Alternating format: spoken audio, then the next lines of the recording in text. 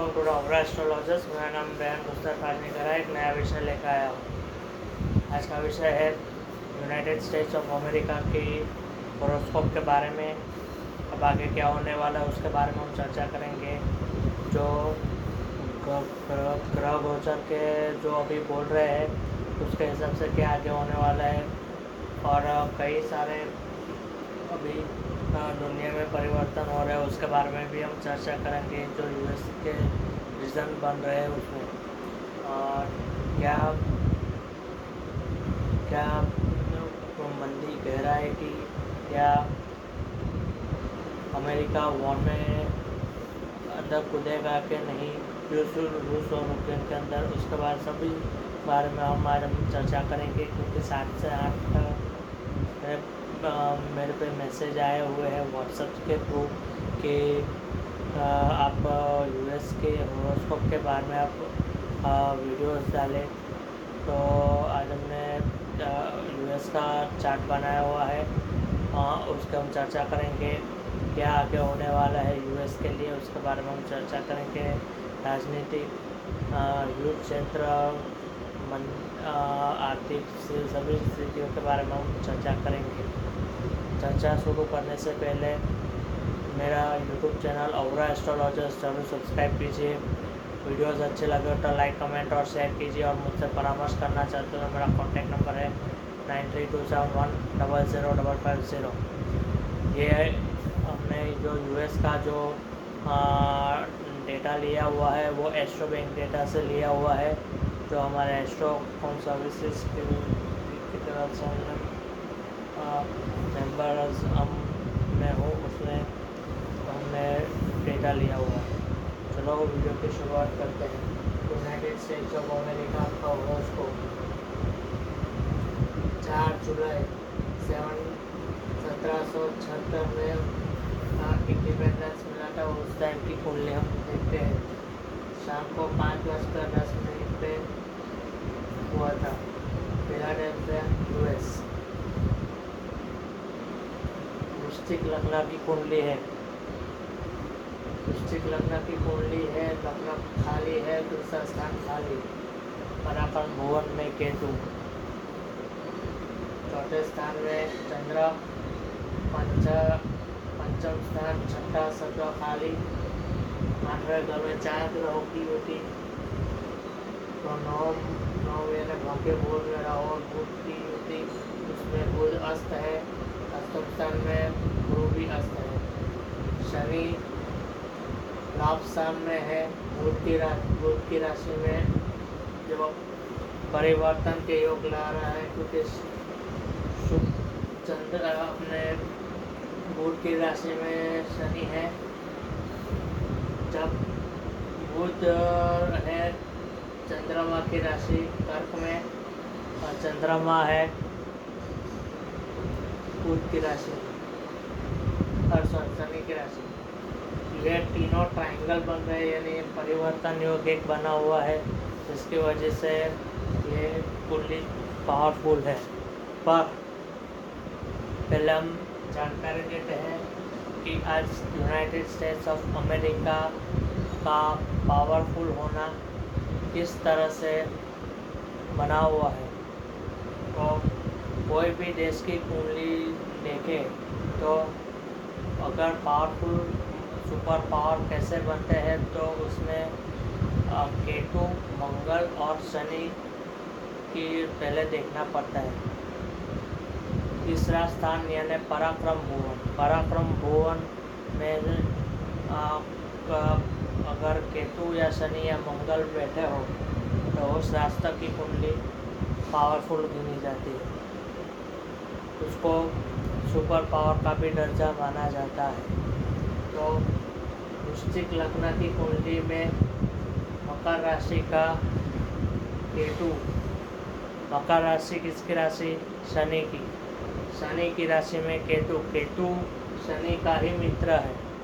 तो पराक्रम को कोई भी पराक्रम हो, कोई भी युद्ध हो या किसी भी छोटे बड़े ऑपरेशन हो, उसमें कूद जाना ये स्वाभाविक है कि मिलिट्री सुपर पावर बनने का पहला योग यही है कि केतु पावरफुल है शनि की राशि में।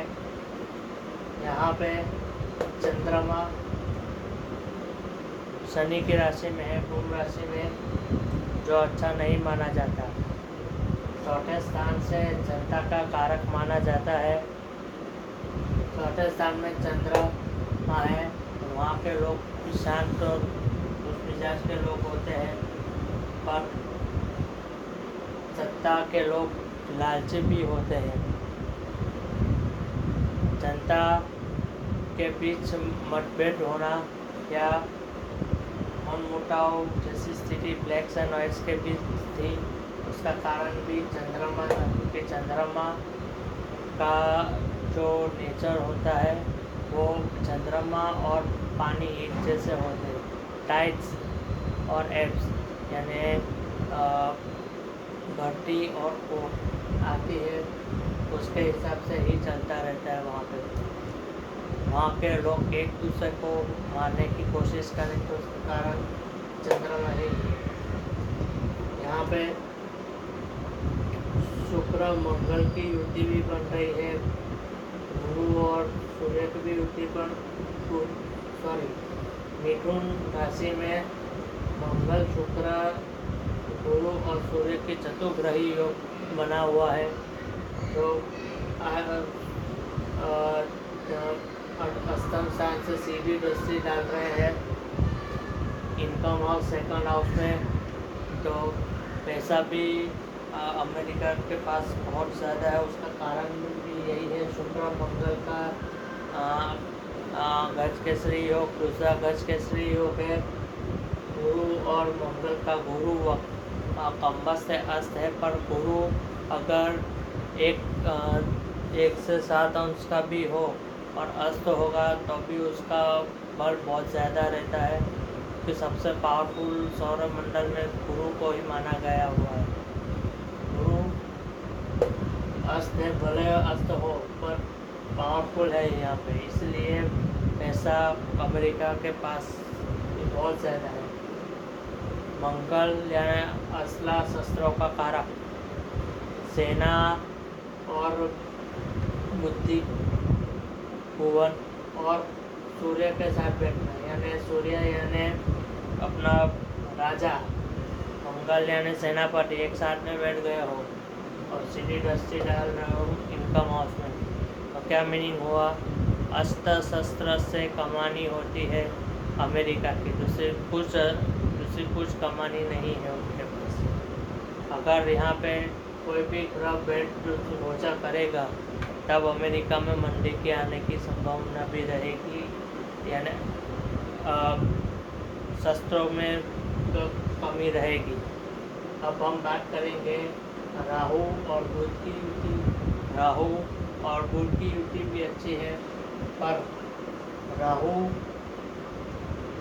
जिस ग्रह के साथ बैठता है बुध जिस ग्रह के साथ, ज्योतिष असूल ऐसा कहता है कि जो ग्रह अगर बुध किसी भी ग्रह के साथ बैठता है उसका उस हिसाब से फल देता है। तो यहाँ पे चंद्रमा की राशि है कर्क, कर्क राशि का राहु और बुध बैठे हुए हैं, और कर्क राशि में राहु नीच का माना गया हुआ है। तो नीच का राहु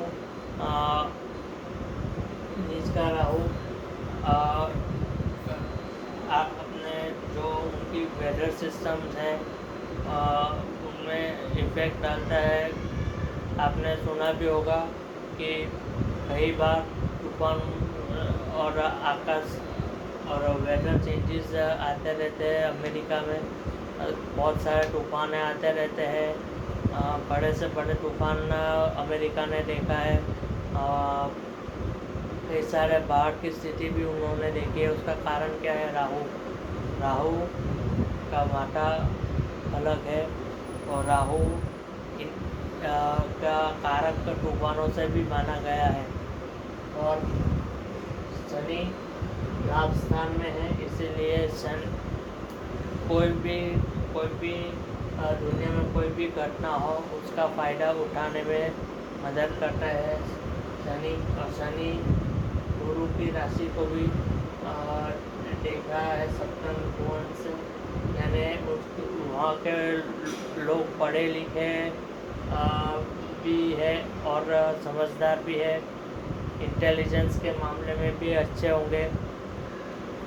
तीसरी दृष्टि जा रही है वृश्चिक राशि में, जो उसका स्वामी है मंगल, और मंगल बैठे हुए बुध की राशि में, पर शनि की तीसरी दृष्टि पड़ रही है।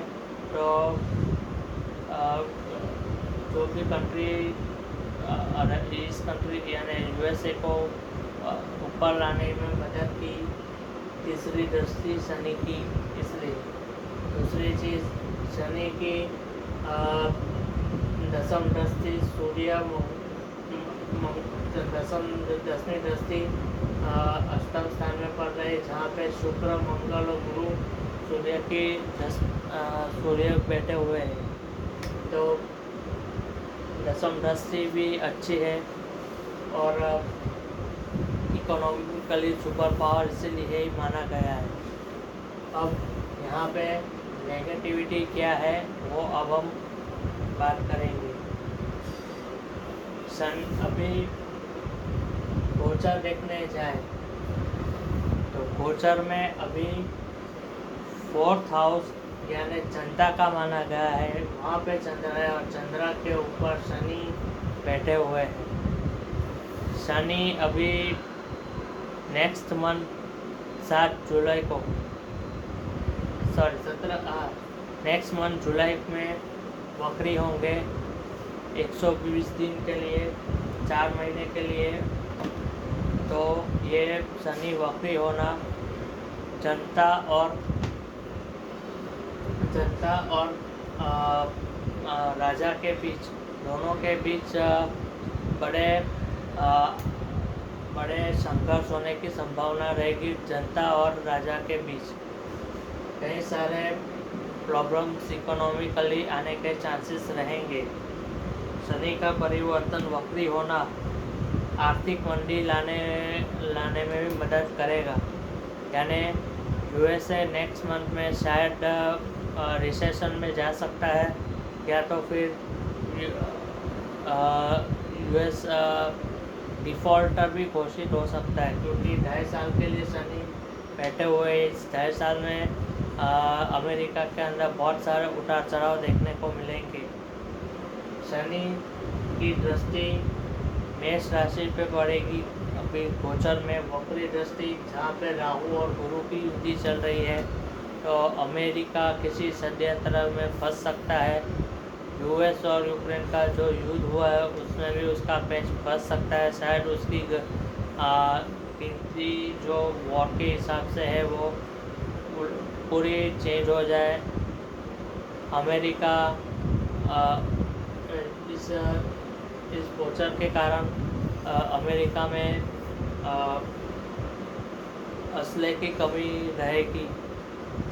अगले 4-5 महीने में मालूम पड़ेगा कि उनके जो वेपन्स है उसमें भी कमी दिखाई देगी, क्योंकि राहु और शनि की युति बैठी हुई तो युद्ध के सबसे कारक क्रम माने गए हैं। कई बार शायद अभी शत्रु स्थान में ही ये गुरु के साथ जो गोचर कर रहा है चांडाल योग शत्रु स्थान में चांडाल योग बैठा हुआ है उसके, तो शत्रु उसके ऊपर हावी होंगे।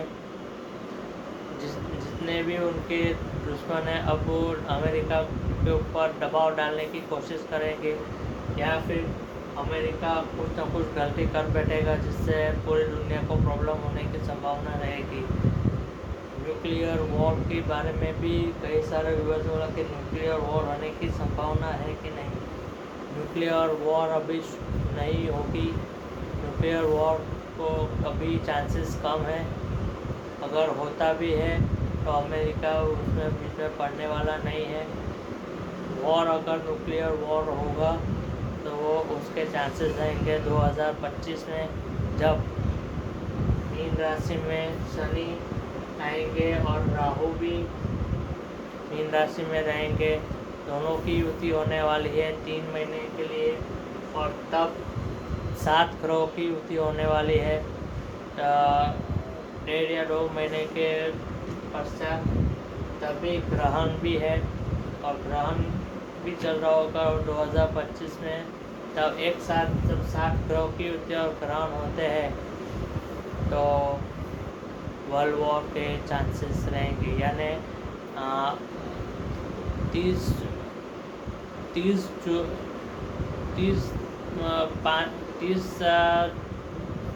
मई के आसपास, यानी 2025 में मई के आसपास एक सप्तग्रही योग बन रहा है। तो वहाँ पे शायद 2025 में आप वर्ल्ड वॉर देखने को मिल सकता है। अभी श्योर नहीं हूँ, पर मैं 80% श्योर हूँ कि वर्ल्ड वॉर होने के चांसेस रहेंगे 2025 में। अब अमेरिका की हालत खस्ता हाल होगी। अमेरिका अब सुपर पावर का जो ताज है वो छीनने वाला है। अगले ये 4 महीने के अंदर दुनिया मानेगी कि रशिया ही सुपर पावर है असली। दूसरा, विषमोत्तरी दशा चल रही है अभी राहु के अंदर चंद्रमा की, यानी ग्रहण योग, यानी पूरी के पूरी अमेरिका की A to Z स्थिति बिगड़ने वाली है। वहाँ पे राजनीतिक संकट आने के भी चांसेस रहेंगे। शायद जो बिडेन की भी कुर्सी जाने की भी संभावना रहेगी। जो बाइडेन की भी कुंडली हम देखेंगे नेक्स्ट एपिसोड में, उसकी भी हम चर्चा करेंगे कि बहुत इम्पोर्टेंट है। इसलिए नए राष्ट्रपति अब इलेक्शंस की भी चर्चा हो रही है कि 2024 में इलेक्शंस आने वाले हैं वहाँ पे भी, तो उसके बारे में भी हम चर्चा करेंगे। और दूसरा तो यही कि अपना जो केतु भी बैठा हुआ है 12वें स्थान में, तो इतना खर्चा करवाएगा युद्ध के क्षेत्र में कि उनको गलती महसूस होगी कि उन्होंने पैसे देकर पैसा डोनेटिव करने के बदले जो रूस यूक्रेन वॉर में जो उन्होंने असला भी दिया हुआ है, जितना भी उसका नष्ट होने का पूरी संभावना है, तो उसके शस्त्र काम नहीं आएंगे।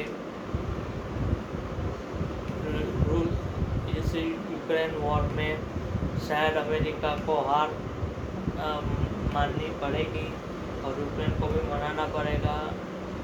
और ये 4 महीने के बहुत अति संवेदनशील माना जाएगा रूस यूक्रेन वॉर के हिसाब से भी और अमेरिका की स्थिति के हिसाब से भी। अमेरिका में भी अब जो होने वो चाह रहा है वो अनबिलीवेबल कह सकते हैं। वहाँ पे बड़े भूकंप या कोई ज्वालामुखी हो फटने के भी चांसेस रहेंगे। और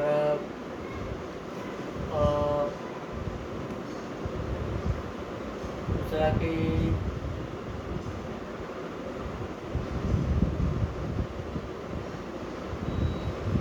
यही था कि ये कुंडली के बारे में अपना यूनाइटेड स्टेट्स ऑफ अमेरिका के बारे में।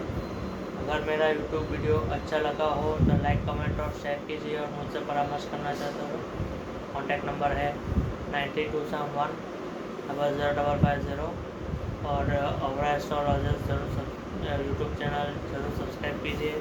वीडियोज़ अच्छे लगे हो तो लाइक, कमेंट और शेयर कीजिए। Thank you.